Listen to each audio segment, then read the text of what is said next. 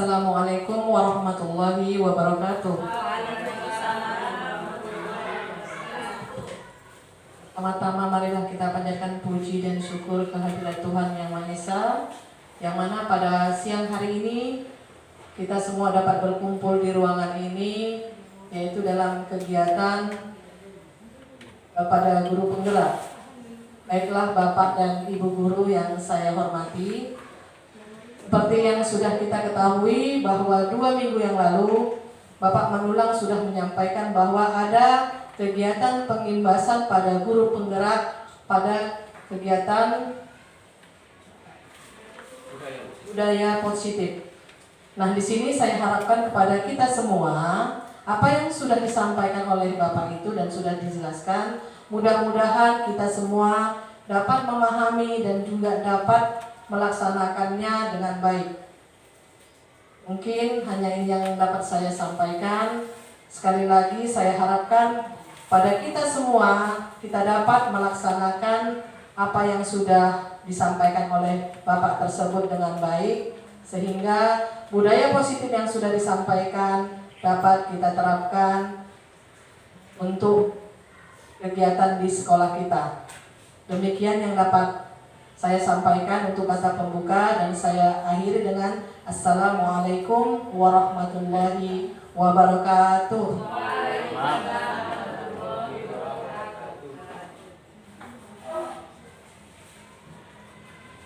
Oke, baik, kepada Ibu yang sudah membuka kegiatan ini dan yang sudah mengizinkan saya untuk melakukan namanya pengimbasan di sekolah kita. Oke, baik Bapak Ibu, selamat siang. Selamat siang.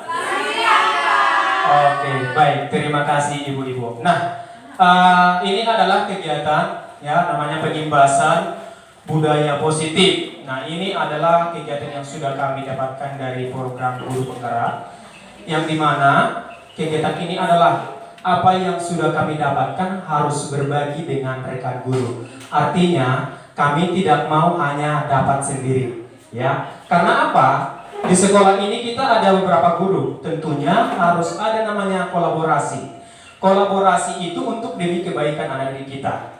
Nah, kalau misalnya hanya saya yang mendapatkan ibu-ibu ya, bapak ibu, pastinya hanya saya yang bergerak nanti di sekolah kita. Nah, dengan adanya ibu-ibu nanti kita saling memahami apa itu budaya positif, maka inilah yang akan kita terapkan di sekolah kita. Nah, kita ambil nanti dari contoh-contoh dasar apa yang bisa kita ambil sebagai budaya positif di sekolah kita. Ya ibu-ibu ya. Oke, baik Bapak Ibu, di sini yang pertama itu adalah budaya positif. Tentunya ibu-ibu sudah mengenal saya. Oke, di sini ada perubahan paradigma teori kontrol.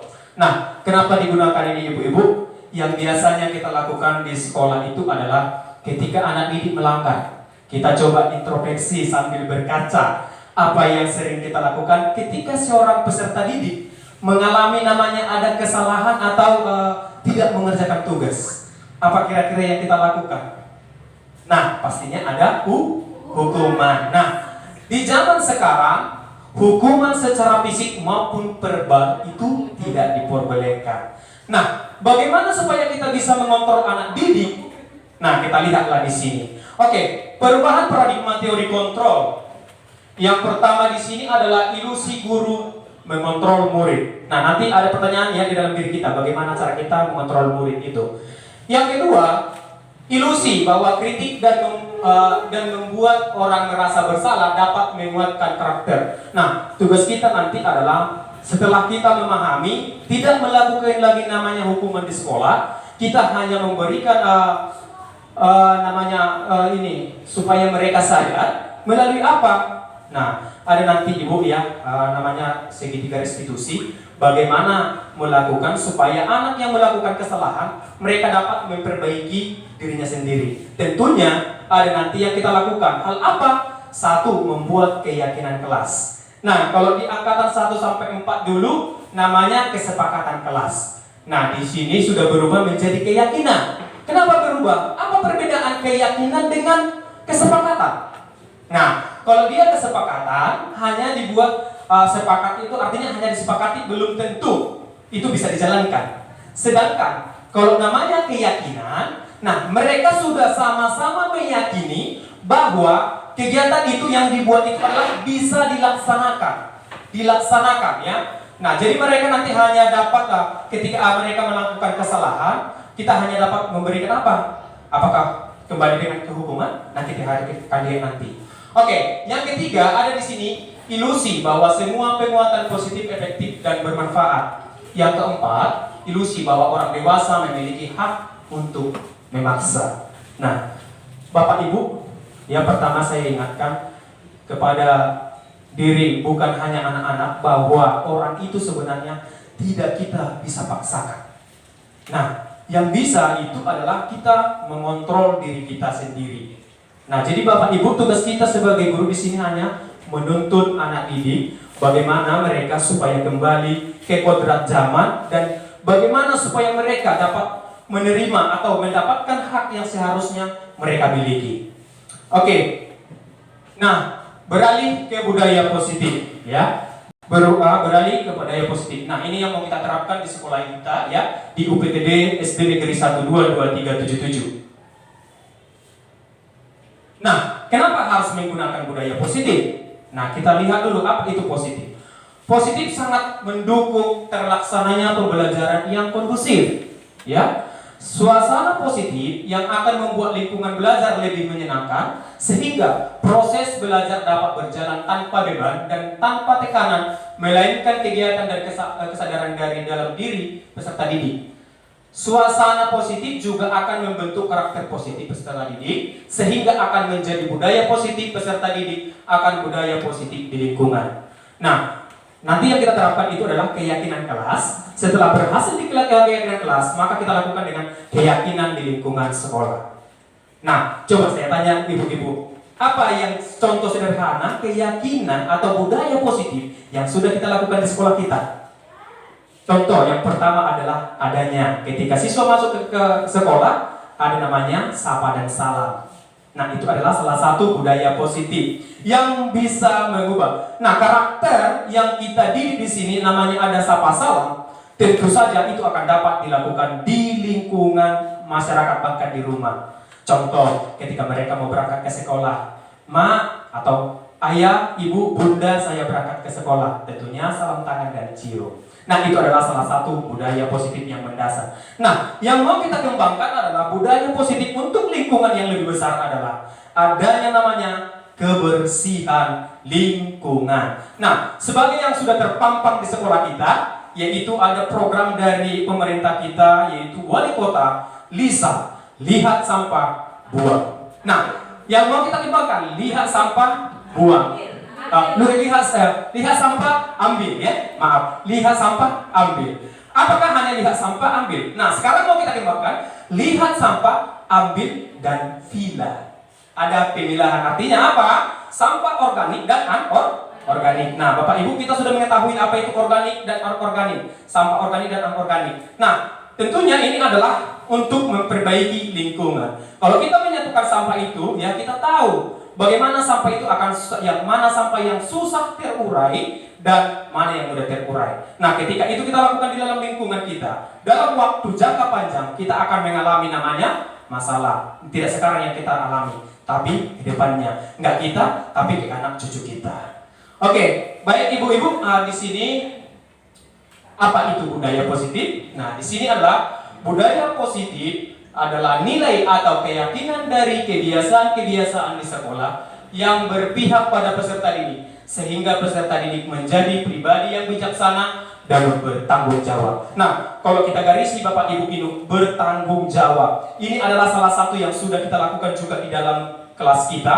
Contohnya, piket setiap hari di dalam kelas. Mereka akan bertanggung jawab dalam satu hari itu, ya, sekali dalam seminggu. Mereka akan bertanggung jawab dengan apa? Membersihkan kelas, melihat sampah dikutip dan dibuang ke tong sampah. Itu adalah yang sudah biasa kita lihat. Nah, tapi kita mau mengembangkan lebih banyak karena apa? Ekosistem yang ada di lingkungan sekolah kita ini sangat banyak. Tentunya harus banyak juga namanya yang berperan di dalamnya.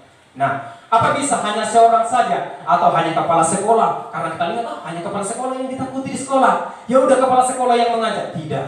namanya harus ada kerjasama, gotong royong, ya, atau ada namanya di sana saling mendukung di suatu program. Oke, baik ibu-ibu, ini bapak ibu ya, ada bapaknya.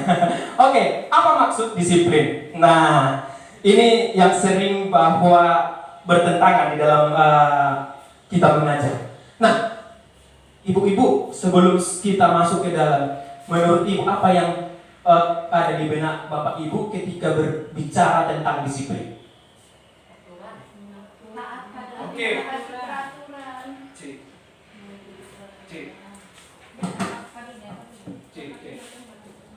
Oke. Mengacu kepada aturan. Oke, aturan. Oke, mengacu kepada aturan. Nah, peraturan biasanya peraturan yang dilanggar siswa apa yang kita berikan kepada mereka? Sanksi. Sanksi berupa apa?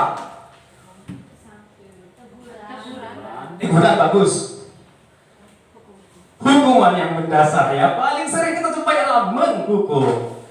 Nah, Bapak Ibu, coba kita dulu flashback ketika kita seorang siswa. Ketika guru memberikan hukuman kepada kita, kira-kira apa yang terjadi? Apa sifat kita atau emosional yang tidak tersampaikan ketika siswa memarahi kita waktu sekolah? Pasti, kalau misalnya di les pertama dihukum, di les berikutnya bad mood, artinya tidak konsentrasi untuk mengikuti ujian. Bahkan ketika ada hukuman, mungkin dia emosi. Caranya apa? Bisa dia mengoyakkan buku, bisa dia membentak-bentak meja. Karena apa? Mereka tidak berani menyampaikan atas kekecewaan apa yang mereka dapat. Nah, melalui itulah mereka menyampaikan dari emosional yang mereka dapat. Nah, oke, Bapak Ibu, kita lanjut. Apa maksud disiplin? Nah, disiplin ini berasal dari bahasa Yunani, ya, yang dimana disipliana, ya, disipliana, yang berarti belajar. Nah, tapi ini ada perubahan makna. Makna asal dari kata ini berkonotasi dengan disiplin dari diri murid-murid, ya, Socrates dan Plato. Disiplin, ya, ini disiplin diri membuat orang memanggil potensinya menuju sebuah tujuan apa yang dia hargai. Nah, oke. Namun dalam budaya kita makna kata disiplin telah berubah menjadi sesuatu yang dilakukan seseorang pada orang lain untuk mendapatkan kepatuhan. Nah, itu tadi yang kita katakan itu, ya. Kecenderungan umum adalah menghubungkan kata disiplin dengan ketidaknyamanan, bukan dengan apa yang kita hargai atau pencapaian tujuan mulia, ya. Kita tadi tidak apa? Disiplin itu terkait namanya adanya peraturan. Oke. Nah, sekarang mungkin ada pertanyaan. Berarti peraturan itu jadi tidak bagus? Bukan tidak bagus. Nah, tetapi kita Bapak Ibu tinggal merancang atau mengubah pola pikirnya dalam pelaksanaannya. Bagaimana supaya anak didik kita tidak ada namanya tindakan yang kita berikan itu adalah tindakan kekerasan atau juga yang membuat dirinya tidak jadi percaya diri. Nah, seringkali kita memarahi anak didik, nah dia makin down. Artinya apa? Dia tidak percaya diri. Nah, contoh ibu-ibu ya, contoh bapak ibu ketika kita melakukan saya contohkan, saya dulu waktu SMP ada guru yang saya takuti, itu guru matematika. Karena biasanya guru matematika itu adalah keras ya. Artinya kenapa keras? Supaya kita dapat mengerjakan tugas, supaya kita ketika di kelas memperhatikan beliau untuk mengajar. Namun apa yang menjadi kekurangan dari beliau melakukan hal demikian, yaitu ketika ada kita untuk menyampaikan pendapat takut. Kenapa? Nanti takut salah. Ketika salah pasti ada hukuman. Iya kan? Tetapi kalau kita ibu-ibu memberikan kepada guru kepada siswa, siapa yang berani memberikan namanya pendapat, kita berikan apresiasi, ya. Apresiasi, benar atau salah, ya. Tidak ada mengatakan kita ibu-ibu ketika ada siswa yang menyampaikan pendapat yang salah, jangan kita otomatis memberikan salah, bagus, ya. Namun kurang tepat. Nah, kurang tepat, tapi kita sampaikan mana yang tepatnya biar mereka dapat introspeksi atau melihat mana yang benarnya. Oke, kita lanjut ibu-ibu.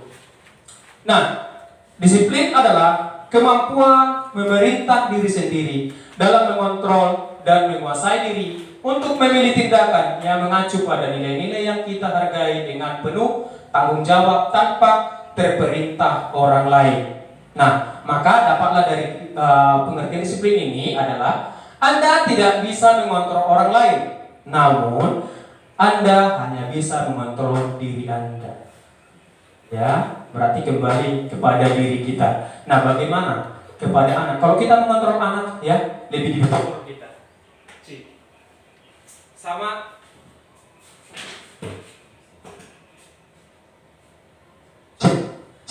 oke, sama halnya ketika kita menjadikan anak kita jaga, mereka justru menjaga kita. Kapan kita silap agar mereka bisa keluar? Misalnya dalam kelas nih, kita misalnya izin sebentar, ya mau ke kamar mandi. Nah, ke kamar mandi, kita pergi sebentar. Kita juga dilihat itu. Kemana nih bapak itu ya? Nah, untuk melakukan bagaimana supaya mereka bisa bebas. Nah, tadi kita bapak ibu ya tidak bisa mengontrol, kita hanya mengontrol. Nah, jadi tugas kita sebagai pendidik apa? Nah, kita hanya di sana menuntun dan mengarahkan. Oke, kita lanjut ya bapak ibu. Di sini ada disiplin positif. Oke, disiplin positif adalah pendekatan yang digunakan untuk mendidik anak melakukan kontrol diri dan pembentukan percaya diri. Ya, oke, yang pertama di sini. Yang pertama ada 3 ibu ya, ada 3. Oke, terima kasih ibu. Ada 3. Yang pertama, tanpa kekerasan dan tanpa ancaman, melainkan komunikasi tentang perilaku secara efektif atau guru dan peserta didik. Nah, ketika ada masalah siswa ibu, ya, kita juga perlu menelusuri apa yang menjadi masalah. Contoh, ketika siswa yang malas, ya, atau jarang mengerjakan PR, kita perlu di sana melakukan namanya tindakan, ya, untuk mencari tahu. Kemungkinan besar ada masalah yang dialami sehingga dia tidak pernah menyelesaikan tugas. Nah, yang kedua, latar belakang keluarga, ya, perlu kita perhatikan. Latar belakang keluarga itu adalah sangat mempengaruhi faktor bagaimana keadaan anak didik kita di sekolah ini. Oke, yang kedua, peserta didik diajarkan untuk memahami konsekuensi dari perilaku mereka dan menumbuhkan rasa tanggung jawab dalam diri mereka. Nah, kita garis bawahi ibu-ibu di sini ya, Bapak Ibu, ada konsekuensi. Pada saat kapan kita bisa memberikan konsekuensi? Nah, ketika sudah ada namanya keyakinan kelas. Contoh, kita buat keyakinan kelas kita adalah tidak boleh terlambat. Nah, atau tidak bisa terlambat. Nah, apa konsekuensi? Nah, kalau dia terlambat, misalnya kita sudah sempat menjelaskan pelajaran kita, tentunya dia sudah ketinggalan. Apa konsekuensi yang bisa kita berikan? Nah, nanti dia sendiri yang memberikan solusinya. Saya nanti Pak akan menyelesaikan tugas-tugas. Saya atau saya tidak akan istirahat nanti untuk menyelesaikan tugas saya. Itu dia. Ya. Kemudian, contoh yang kedua, kalau misalnya anak didik tidak ikut namanya melakukan piket kelas, apa yang kita berikan? Ya, konsekuensinya adalah, nah, tadi kan kita buat di sana seluruh piket harus ikut bekerja. Nah, kebetulan ada siswa yang tidak ikut bekerja. Konsekuensi, bedakan dengan hukuman. Hukuman itu fisik dan juga namanya verbal melalui omongan. Kita berikan namanya konsekuensi. Artinya apa? Dalam satu hari itu bisa saja dia yang membersihkan di lingkungan kelas. Misalnya ketika ada sampah, siap-siap istirahat, maka dialah yang membersihkan.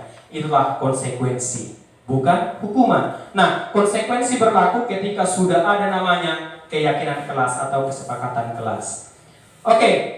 Nomor 3, di sini menumbuhkan kesadaran serta memberdayakan peserta didik untuk melakukan sesuatu tanpa sogokan, ancaman atau hukum, ya, atau hukuman. Bagaimana supaya anak didik kita bisa terlibat? Ya, nah mungkin kalau misalnya kita seorang guru, ya biar anak didik bisalah. Nah, kerjakan ini, nanti saya atau nanti Bapak berikan permen.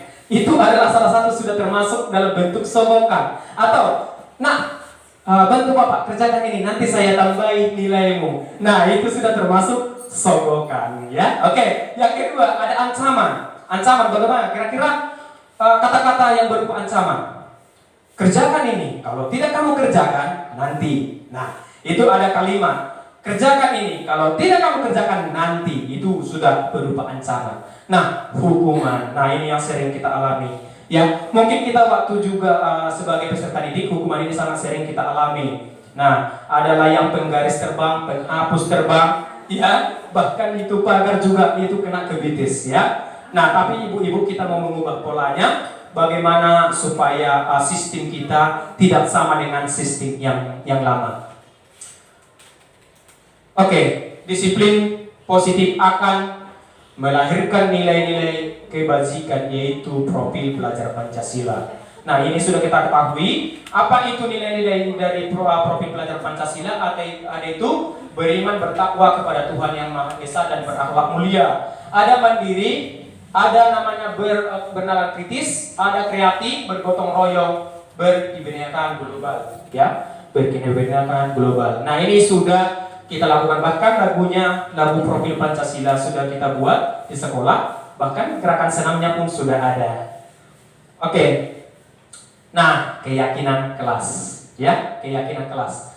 Keyakinan kelas itu lebih menggerakkan seseorang dibandingkan mengikuti serangkaian peraturan.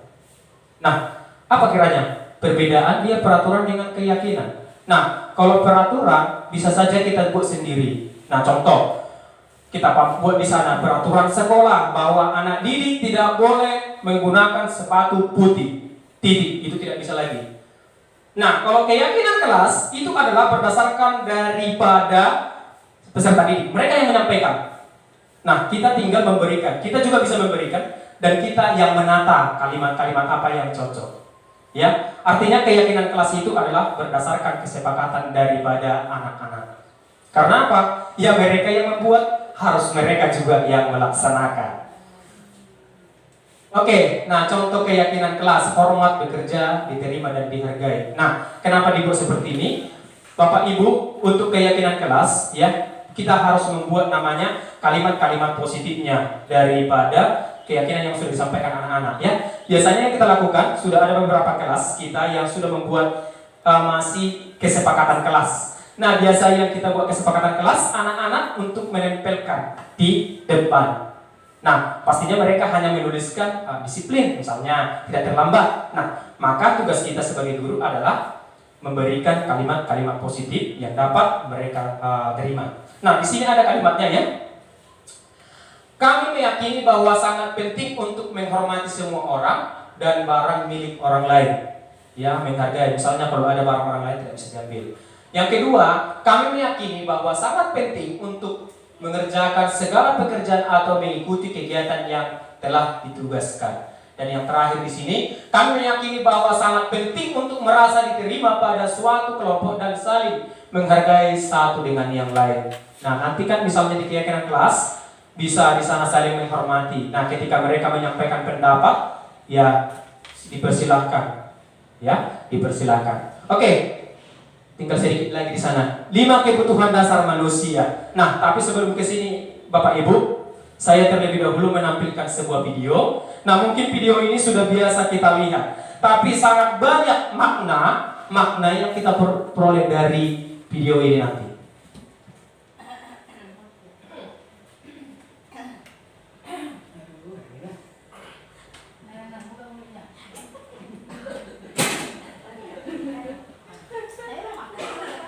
Beralih ke daya positif. Nah, ini yang mau kita terapkan di sekolah kita, ya, di UPTD SD Negeri 122377. Nah, kenapa harus menggunakan budaya positif? Nah, kita lihat dulu apa itu positif. Positif sangat mendukung terlaksananya pembelajaran yang kondusif, ya. Suasana positif yang akan membuat lingkungan belajar lebih menyenangkan, sehingga proses belajar dapat berjalan tanpa beban dan tanpa tekanan, melainkan kegiatan dan kesadaran dari dalam diri peserta didik. Suasana positif juga akan membentuk karakter positif peserta didik, sehingga akan menjadi budaya positif peserta didik akan budaya positif di lingkungan. Nah, nanti yang kita terapkan itu adalah keyakinan kelas. Setelah berhasil di keyakinan kelas, maka kita lakukan dengan keyakinan di lingkungan sekolah. Nah, coba saya tanya ibu-ibu, Apa yang contoh sederhana, keyakinan atau budaya positif yang sudah kita lakukan di sekolah kita? Contoh yang pertama adalah adanya ketika siswa masuk ke sekolah, ada namanya sapa dan salam. Nah, itu adalah salah satu budaya positif yang bisa mengubah. Nah, karakter yang kita didik di sini namanya ada sapa salam.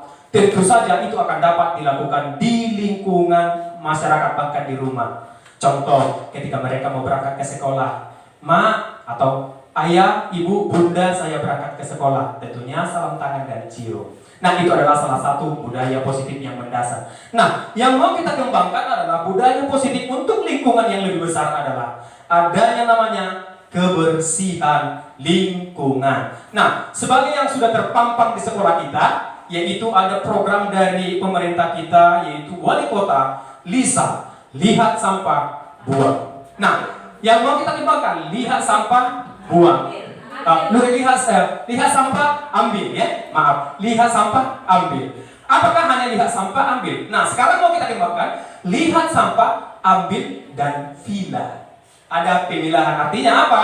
Sampah organik dan anorganik. Nah, Bapak Ibu, kita sudah mengetahui apa itu organik dan anorganik, sampah organik dan anorganik. Nah, tentunya ini adalah untuk memperbaiki lingkungan. Kalau kita menyatukan sampah itu, ya kita tahu bagaimana sampah itu akan mana sampah yang susah terurai dan mana yang mudah terurai. Nah, ketika itu kita lakukan di dalam lingkungan kita, dalam waktu jangka panjang kita akan mengalami namanya masalah. Tidak sekarang yang kita alami, tapi ke depannya. Nggak kita, tapi ke anak cucu kita.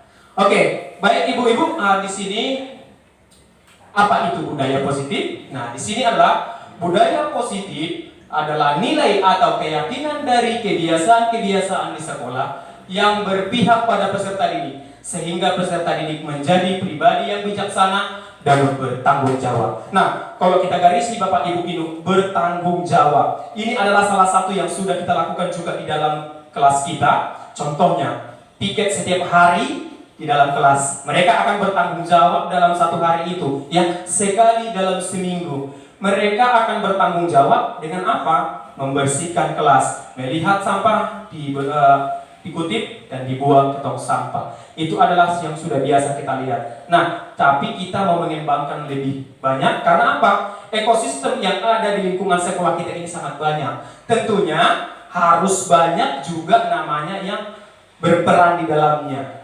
Nah, apa bisa hanya seorang saja atau hanya kepala sekolah? Karena kita lihat hanya kepala sekolah yang ditakuti di sekolah. Ya udah kepala sekolah yang mengajak. Tidak.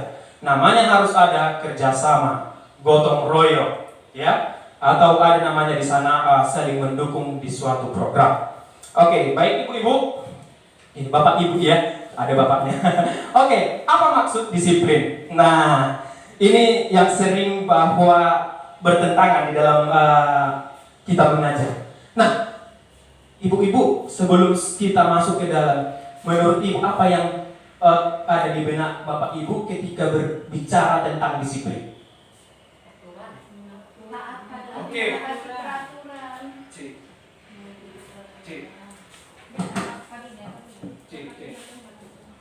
Oke. Mengacu kepada aturan. Oke, aturan. Oke, mengacu kepada aturan. Nah, peraturan, biasanya peraturan yang dilanggar siswa, apa yang kita berikan kepada mereka? Sanksi. Sanksi berupa apa? Teguran, bagus. Hukuman yang mendasar ya, paling sering kita jumpai adalah menghukum. Nah, Bapak Ibu, coba kita dulu flashback ketika kita seorang siswa. Ketika guru memberikan hukuman kepada kita, kira-kira apa yang terjadi? Apa sifat kita atau emosional yang tidak tersampaikan ketika siswa memarahi kita waktu sekolah?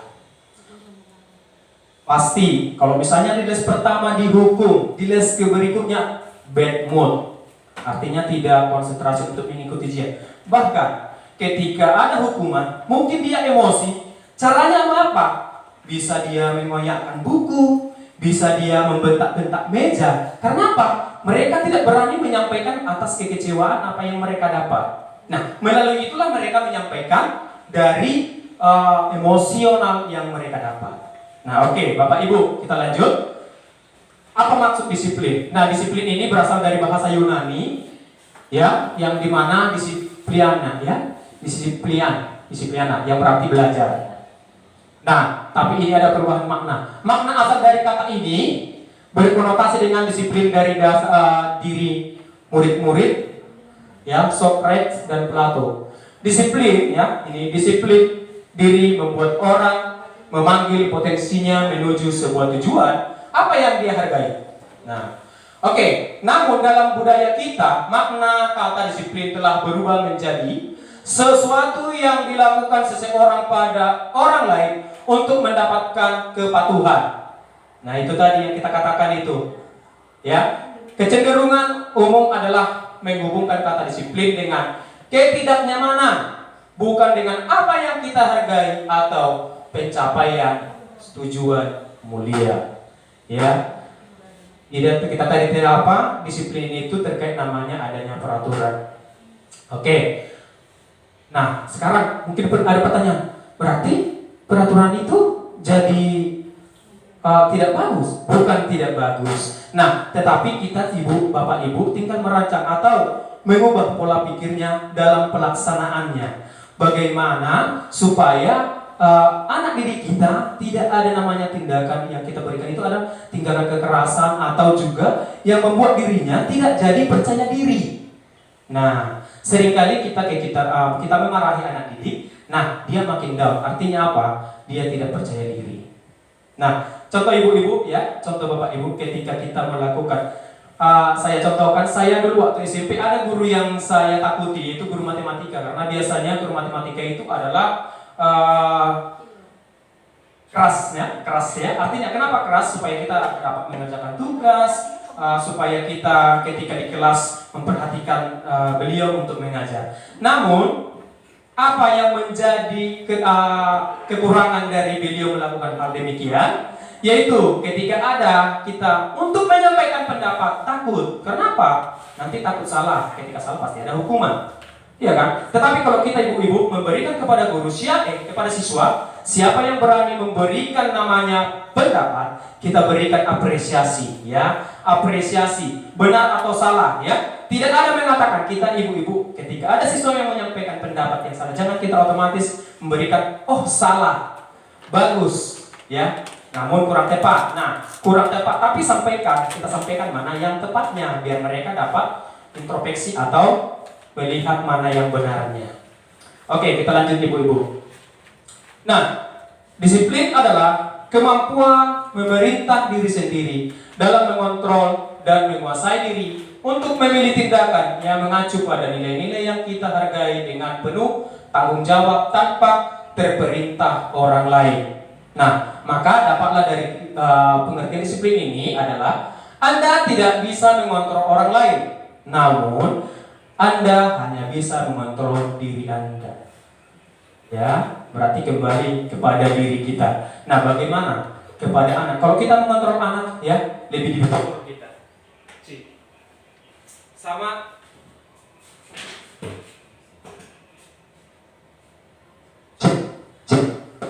sama halnya ketika kita menjadikan anak kita jaga, mereka justru menjaga kita. Kapan kita silap agar mereka bisa keluar. Misalnya dalam kelas nih, kita misalnya izin sebentar, ya, mau ke kamar mandi. Nah, ke kamar mandi, kita pergi sebentar. Kita juga dilihat itu. Kemana nih bapak itu, ya? Nah, untuk melakukan bagaimana supaya mereka bisa bebas. Nah, dari kita bapak ibu, ya, tidak bisa mengontrol, kita hanya mengontrol. Nah, jadi tugas kita sebagai pendidik apa?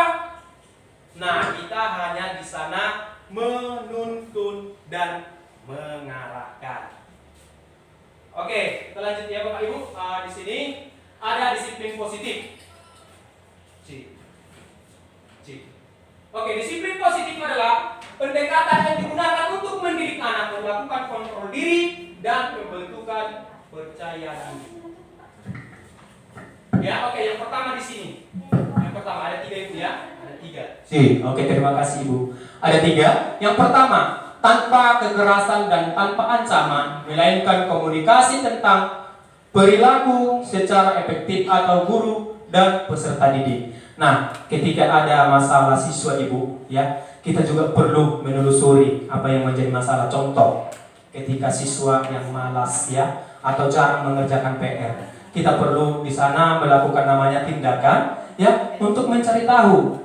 Kemungkinan besar ada masalah yang dialami sehingga dia tidak pernah menyelesaikan tugas. Nah, yang kedua, latar belakang keluarga ya perlu kita perhatikan. Latar belakang keluarga itu adalah sangat mempengaruhi faktor bagaimana keadaan anak didik kita di sekolah ini.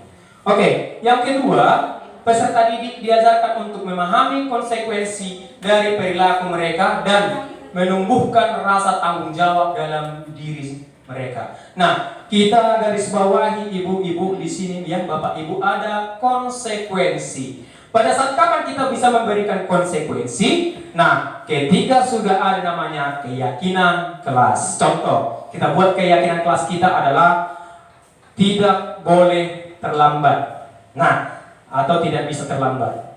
Nah, apa konsekuensi? Nah, kalau dia terlambat, misalnya kita sudah sempat menjelaskan pelajaran kita, tentunya dia sudah ketinggalan. Apa konsekuensi yang bisa kita berikan? Nah, nanti dia sendiri yang memberikan solusinya. Saya nanti Pak akan menyelesaikan tugas-tugas. Saya saya tidak akan istirahat nanti untuk menyelesaikan tugas saya. Itu dia. Ya. Kemudian, contoh yang kedua, kalau misalnya anak didik tidak ikut namanya melakukan piket kelas, apa yang kita berikan? Ya, konsekuensinya adalah, nah, tadi kan kita buat di sana seluruh piket harus ikut bekerja. Nah, kebetulan ada siswa yang tidak ikut bekerja. Konsekuensi, bedakan dengan hukuman. Hukuman itu fisik dan juga namanya verbal melalui omongan. Kita berikan namanya konsekuensi. Artinya apa? Dalam satu hari itu bisa saja dia yang membersihkan di lingkungan kelas. Misalnya ketika ada sampah, siap-siap istirahat, maka dialah yang membersihkan. Itulah konsekuensi, bukan hukuman. Nah, konsekuensi berlaku ketika sudah ada namanya keyakinan kelas atau kesepakatan kelas. Oke. Nomor 3, di sini menumbuhkan kesadaran serta memberdayakan peserta didik untuk melakukan sesuatu tanpa sogokan, ancaman atau hukum, ya, atau hukuman. Bagaimana supaya anak didik kita bisa terlibat, ya? Nah, mungkin kalau misalnya kita seorang guru, ya biar anak didik bisalah. Nah, kerjakan ini, nanti Bapak berikan permen. Itu adalah salah satu sudah termasuk dalam bentuk sogokan. Atau, bantu Bapak kerjakan ini, nanti saya tambahin nilaimu. Nah, itu sudah termasuk sogokan, ya. Oke, yang kedua ada ancaman. Ancaman bagaimana? Kira-kira kata-kata yang berupa ancaman. Kerjakan ini, kalau tidak kamu kerjakan, nanti. Nah, itu ada kalimat. Kerjakan ini, kalau tidak kamu kerjakan nanti. Itu sudah berupa ancaman. Nah, hukuman. Nah, ini yang sering kita alami. Ya, mungkin kita waktu juga sebagai peserta didik, hukuman ini sangat sering kita alami. Nah, adalah yang penggaris terbang, penghapus terbang, ya, bahkan itu pagar juga itu kena kebitis, ya. Nah, tapi ibu-ibu kita mau mengubah polanya, bagaimana supaya sistem kita tidak sama dengan sistem yang lama. Oke, disiplin positif akan melahirkan nilai-nilai kebajikan, yaitu profil pelajar Pancasila. Nah, ini sudah kita ketahui. Apa itu nilai-nilai dari profil pelajar Pancasila? Ada itu beriman, bertakwa kepada Tuhan Yang Maha Esa dan berakhlak mulia. Ada mandiri, ada namanya bernalar kritis, ada kreatif, bergotong royong, berkebinekaan global, ya, berkebinekaan global. Nah, ini sudah kita lakukan, bahkan lagu profil Pancasila sudah kita buat di sekolah, bahkan gerakan senamnya pun sudah ada. Oke. Nah, keyakinan kelas, ya, keyakinan kelas. Keyakinan kelas itu lebih menggerakkan seseorang dibandingkan mengikuti serangkaian peraturan.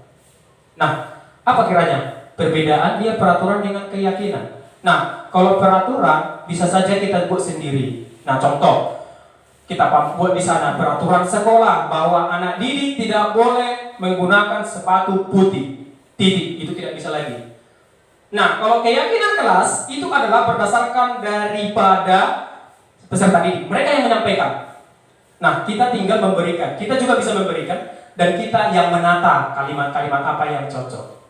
Ya, artinya keyakinan kelas itu adalah berdasarkan kesepakatan daripada anak-anak. Karena apa? Ya mereka yang membuat, harus mereka juga yang melaksanakan. Oke, nah contoh keyakinan kelas, hormat, bekerja, diterima dan dihargai. Nah, kenapa dibuat seperti ini? Bapak Ibu, untuk keyakinan kelas ya, kita harus membuat namanya kalimat-kalimat positifnya daripada keyakinan yang sudah disampaikan anak-anak ya. Biasanya yang kita lakukan, sudah ada beberapa kelas kita yang sudah membuat masih kesepakatan kelas. Nah, biasanya kita buat kesepakatan kelas anak-anak untuk menempelkan di depan. Nah, pastinya mereka hanya menuliskan disiplin, misalnya tidak terlambat. Nah, maka tugas kita sebagai guru adalah memberikan kalimat-kalimat positif yang dapat mereka terima. Nah, di sini ada kalimatnya ya. Kami meyakini bahwa sangat penting untuk menghormati semua orang dan barang milik orang lain. Ya, menghargai. Misalnya kalau ada barang orang lain tidak bisa diambil. Yang kedua, kami meyakini bahwa sangat penting untuk mengerjakan segala pekerjaan atau mengikuti kegiatan yang telah ditugaskan. Dan yang terakhir di sini, kami meyakini bahwa sangat penting untuk merasa diterima pada suatu kelompok dan saling menghargai satu dengan yang lain. Nah, nanti kan misalnya di keyakinan kelas bisa di sana saling menghormati. Nah, ketika mereka menyampaikan pendapat, ya dipersilahkan, ya dipersilahkan. Oke. Tinggal sedikit lagi di sana. 5 kebutuhan dasar manusia. Nah, tapi sebelum ke sini Bapak Ibu, saya terlebih dahulu menampilkan sebuah video. Nah, mungkin video ini sudah biasa kita lihat, tapi sangat banyak makna yang kita peroleh dari video ini nanti.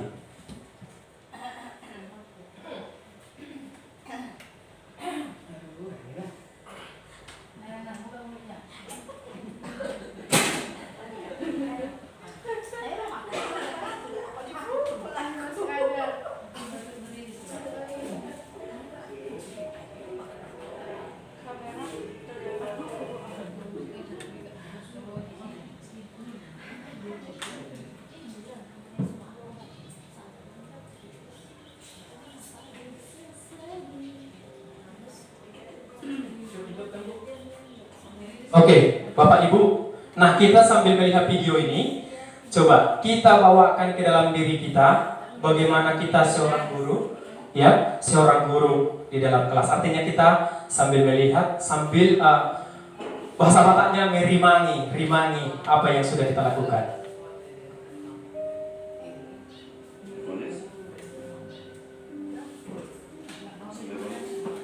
Oke, silakan Bapak Ibu yang ada senetnya di mana. Iya. Jangan Bu, nanti nggak bisa jadi mati. Oke. Chief.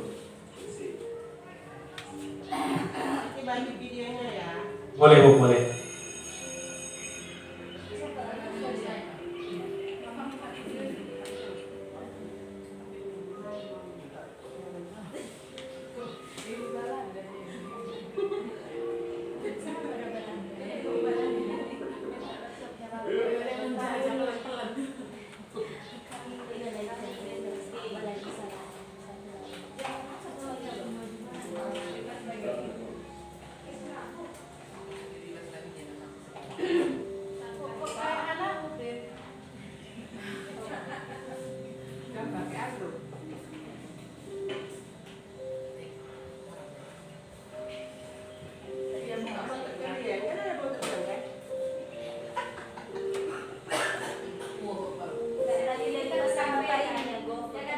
Iya Bu.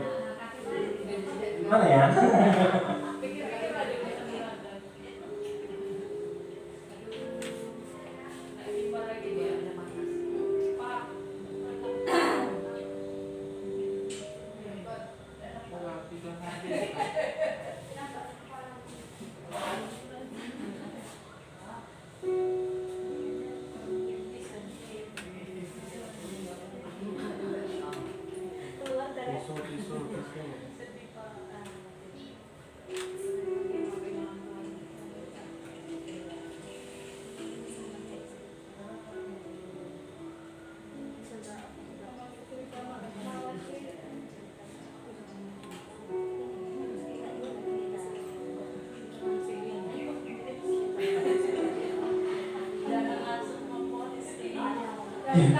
Suami siapa itu?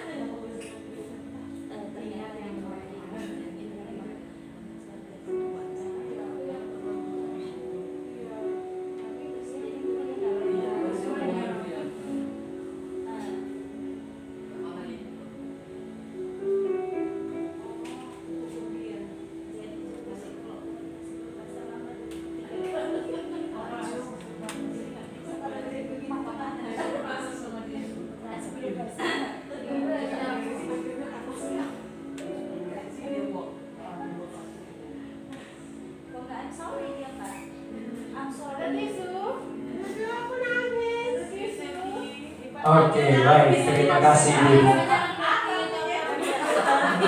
Ini hanya video inspirasi katanya. Kami endingnya enggak pas sedikit ya, Pak.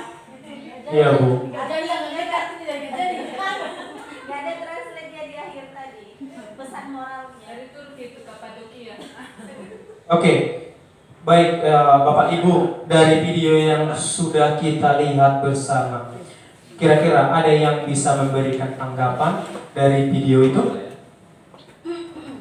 Ada yang mau menyampaikan pesan dari video itu? Ya, silakan Bu.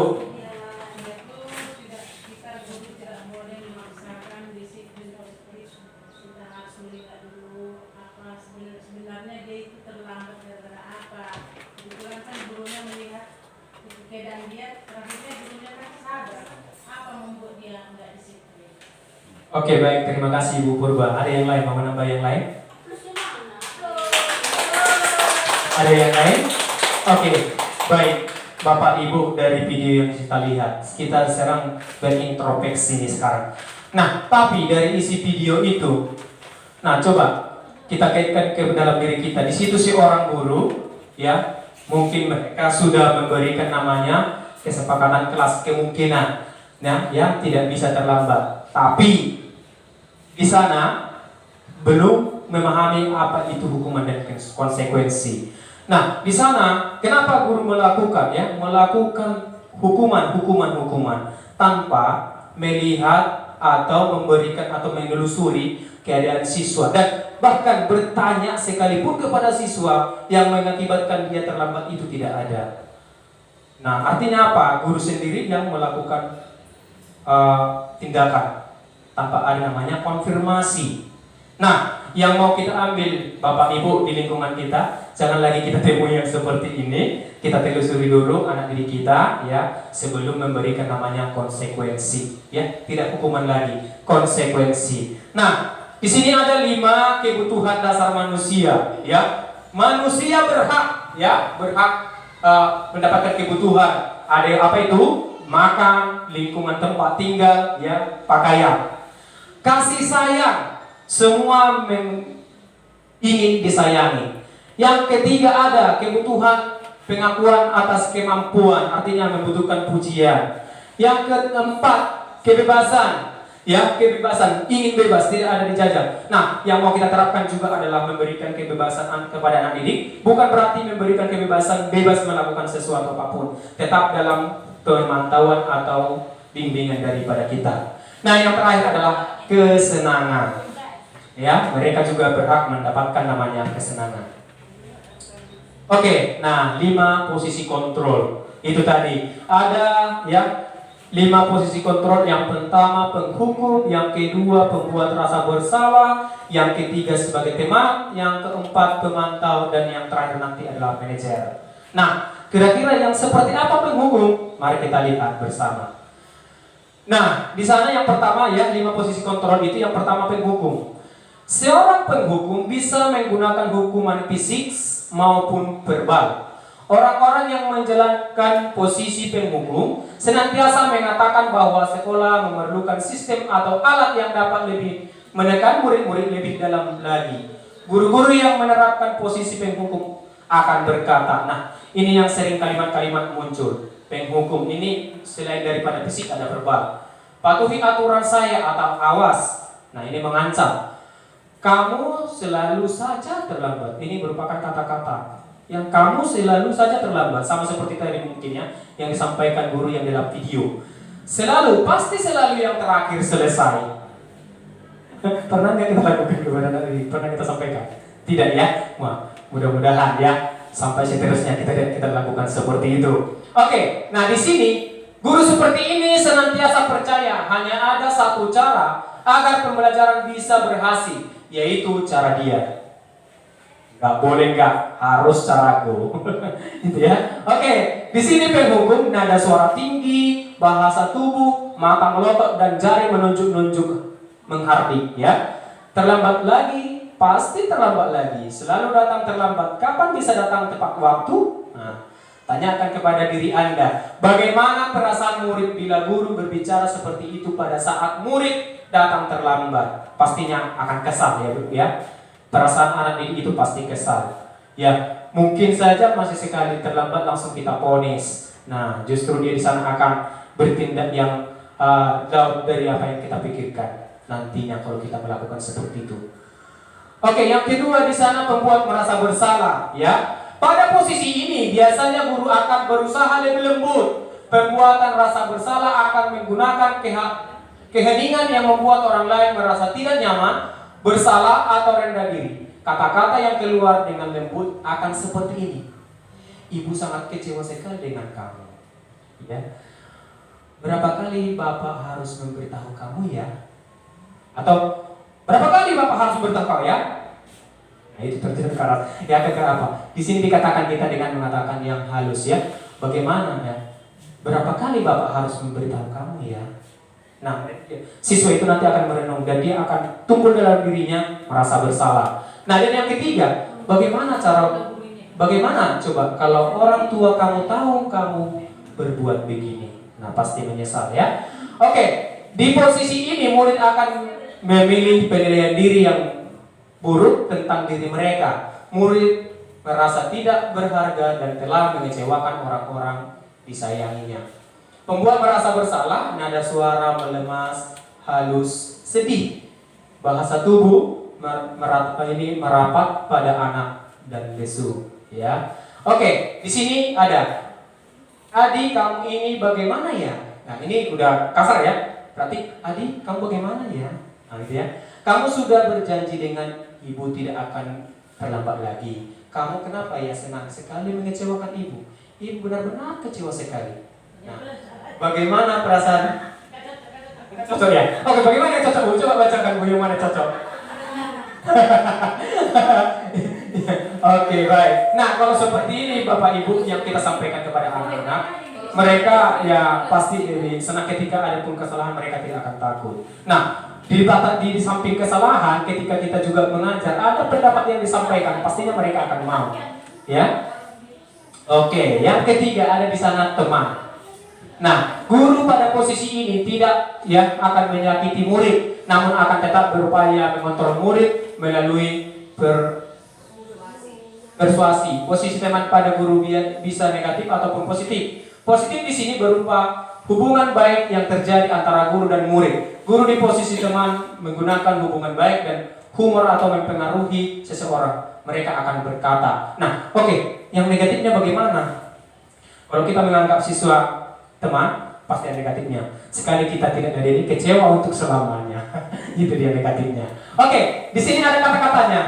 Apa? Ya, ayo bantulah demi Bapak, katanya. Oke, ayo ingat tidak bantuan Bapak selama ini. Nah, ya sudah, kali ini tidak apa-apa, nanti Ibu bantu bereskan. Ya, oke.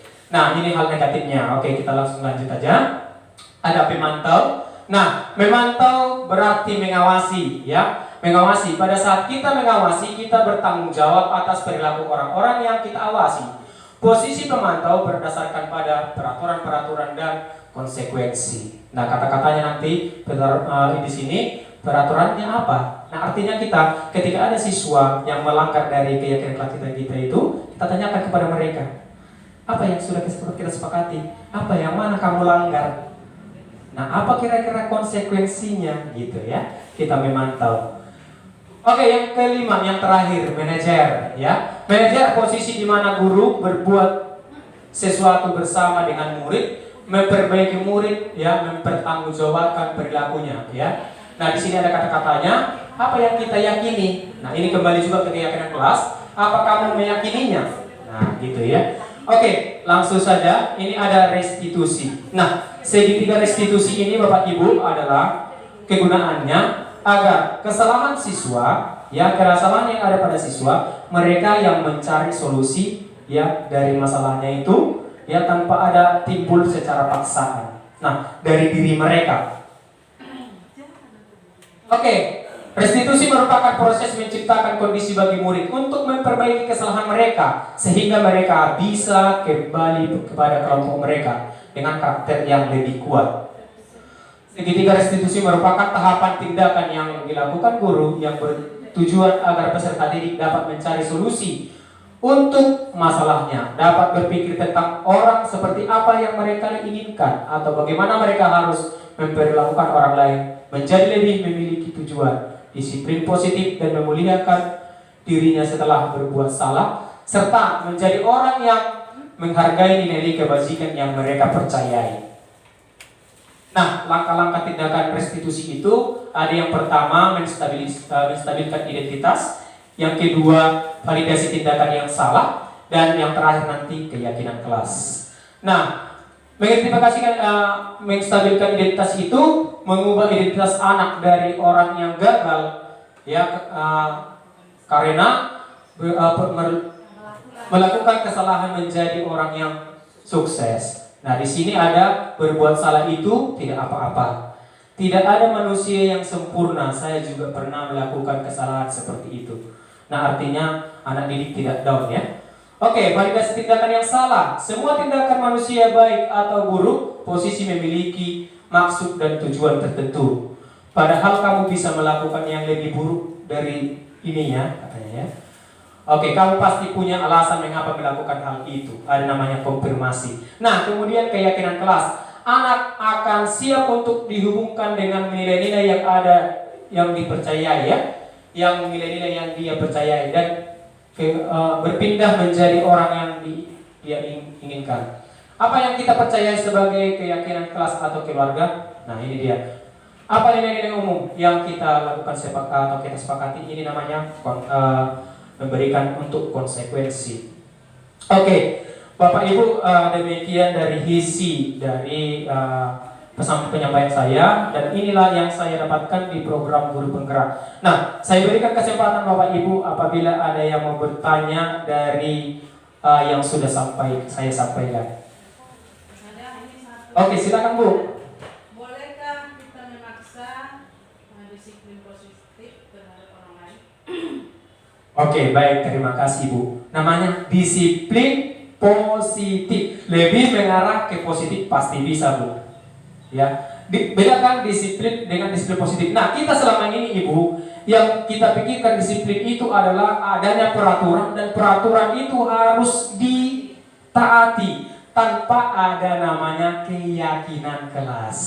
Nah, kalau sudah ada namanya keyakinan kelas, nah, di sana kita tidak melakukan namanya hukuman, melainkan namanya konsekuensi. Bagi tidak yang mengikuti disiplin, bagaimana caranya?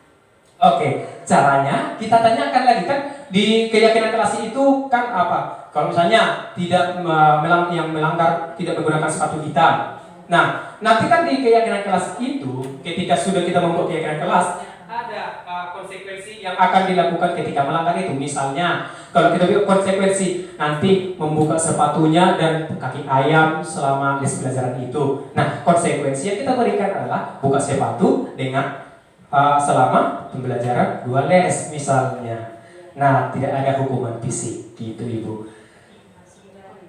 Oke, baik Ibu, terima kasih. Masih ada yang lain? Tidak ada?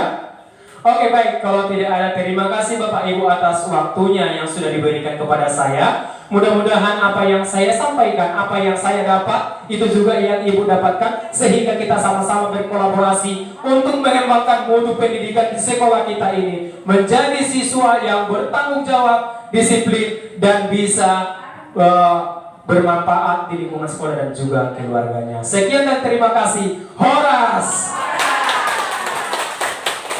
Oke, saya sampaikan lagi kepada kepala sekolah untuk menutup.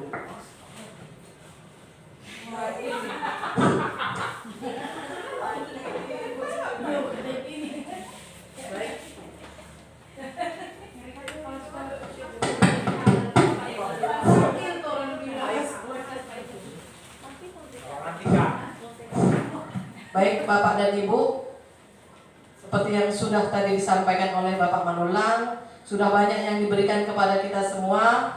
Mudah-mudahan seperti yang tadi sudah saya sampaikan pembukaan, apa yang sudah disampaikan oleh Bapak Manulang kiranya dapat kita terapkan sehingga kita menjadi lebih baik lagi. Demikian harapan saya semua, supaya kita bisa menjadi lebih baik, dapat memahami bagaimana anak-anak kita sehingga mereka juga menjadi lebih baik lagi.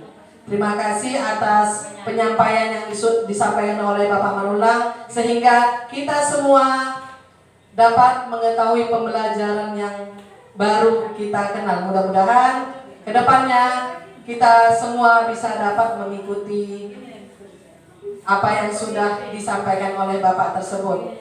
Akhir kata, saya ucapkan terima kasih untuk hari ini dan Horas.